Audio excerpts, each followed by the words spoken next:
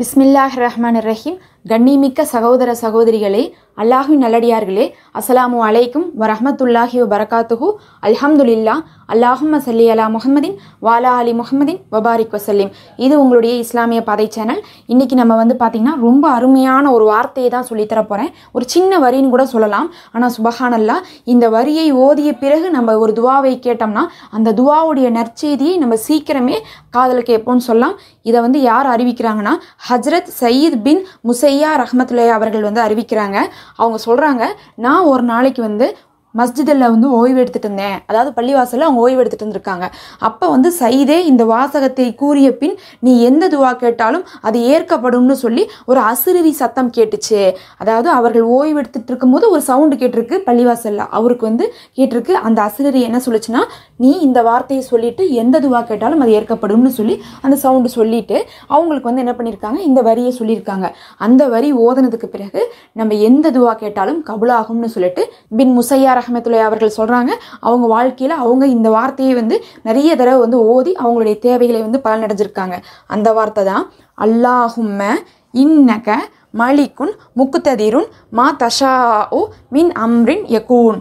இதனுடைய அர்த்தம் என்னன்னு பார்த்தீங்கன்னா, அல்லாஹும்மனா யா அல்லாஹ், இன்னக்க மலிக்குன் முக்ததிருன், நிச்சயமாக நீதான் சக்தி வாய்ந்த அரசனாக இருக்கிறாய். அல்லாஹுவை நம்ம அரசன்னு சொல்கிறது அல்லாஹுக்கு ரொம்ப பிடிக்கும். ஏன்னா இந்த உலகத்தில் எத்தனையோ பேர் ஆட்சி செய்து கொண்டிருந்தாலும் அத்தனை பேர்த்தையும் ஆட்சி செய்யக்கூடியவன் அல்லாஹுவாக தான் இருக்கான். அதை தான் அல்லாஹ் தன்னுடைய திருநாமத்தில் கூட என்ன வச்சுருக்கான்னா, மலிக் அப்படின்னு சொல்லக்கூடிய ஒரு திருநாமத்தையே வச்சுருக்கான். ஆட்சி செய்யக்கூடியவன், மன்னனானவன், அதிபதிகளுக்கெல்லாம் அதிபதிகளானவன் அப்படின்னு சொல்லிட்டு அவனுடைய மலிக் அப்படிங்கக்கூடிய பெயரை கொண்டு ஒருவர் அழைக்கும் போது அவன் ரொம்ப சந்தோஷப்படுறான். அப்படிப்பட்ட பெயரை கொண்டு அழைக்கிறோம். இன்னக்க மலிக்குன் முக்ததிருன், நீதான் சக்தி வாய்ந்த அரசனாக இருக்கிறாய். இந்த உலகத்தில் இருக்கிறவங்களை விடவும் எல்லாத்தை விடவும் நீதான் அரசர்களே சக்தி வாய்ந்தவன்.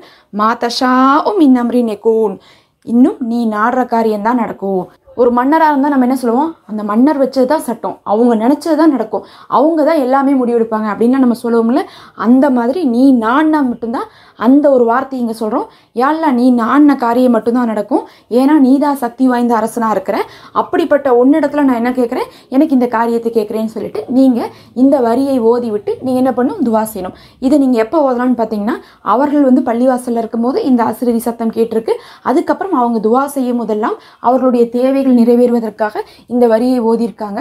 அதில் ஒரு இடத்துல பார்க்கும்போது இரவு நேரத்தில் ஓதுறது இன்னும் சிறப்பாக இருக்கும். நீங்கள் பொதுவாகவே கேட்கறதுக்கு முன்னாடி நீங்கள் இந்த வரியை ஓதுங்க. அது ஃபர்லுடைய தொழுகையாக இருந்தாலும் சரி, எந்த நேரமாக இருந்தாலும் சரி நீங்கள் ஓதலாம். இன்னும் சிறப்பாகவும் நம்ம என்ன பண்ணலாம்னா, இரவுடைய நேரத்தில் என்ன பண்ணலாம்னா, இதை ஓதிவிட்டு நம்ம துவா செய்யலாம். இதை நீங்கள் 40 முறை ஓதுனீங்கன்னா ரொம்ப சிறப்புக்குரிய அமலாக இருக்குது. ஏன்னு பார்த்தீங்கன்னா, நம்ம இதுக்கு முன்னாடியே அல்லாஹ்வின் மீது பொறுப்பு சாட்டக்கூடிய நிறைய வாசகங்களை பார்த்துருப்போம். அந்த வார்த்தைகளெல்லாம் நம்ம ஓதுனாவே போதும், நம்மளுடைய தேவைகள் நம்ம கேட்காமே அதன் மூலமாக நிறைவேறிடும். யாழ்லா, நீயே என்னுடைய காரியத்தை பொறுப்பேற்றுக்கோ, யாழ்லா நீ நாடுறது மட்டும்தான் நடக்கும் அப்படின்னு சொல்கிறது எந்த அளவுக்கு சக்தியோ, அதே மாதிரி யாழ்லா நீ நாடுற காரியம் நடக்கும், நீ தான் சக்தி வாய்ந்த அரசனாக இருக்கிறேன்னு சொல்லும் போதுமே நம்ம தேவையே கேட்காட்டினாலும் கூட நம்முடைய தேவைகளை அல்லாஹ் அறிந்து நிறைவேற்றி கொடுப்பான். நீங்கள் இந்த வரியை ஓதிவிட்டு நீங்கள் உங்கள் துவாவை செய்து பாருங்கள். அந்த தேவை மிக விரைவில் உடனுக்குடனே பதில் கிடைக்கும். உங்களுக்கு சீக்கிரமே இன்னைக்கு ஓதுனா நாளைக்கே உங்களுக்கு ஒரு நல்ல செய்தி அல்லாஹுடைய புறத்துலேருந்து நிச்சயமாக வரும். ஆமீன் யா ரப்பல் ஆலமீன். நிறைய பேர் துவா செய்ய சொல்லிட்டு இருக்கீங்க. உங்களுக்காக நான் தொடர்ந்து துவா செய்து கொண்டு தான் இருக்கிறேன். அதுலேயும் கடனுக்காகத்தான் நீங்கள் நிறைய பேர் கேட்குறீங்க. இன்றைக்கி நம்ம ஒரு ஸ்பெஷல் வாஜிஃபா கடனுக்காகவே போட்டிருக்கோம். நான் ஃபஸ்ட்டு லிங்க்கில் ஃபஸ்ட்டு கமெண்ட்டில் லிங்க் கொடுக்குறேன். அதை செக் பண்ணி பாருங்கள். நிறைய பேர் அதை ஓதி பலனடைஞ்சிருக்காங்க. நீங்களும் ஓதுங்க.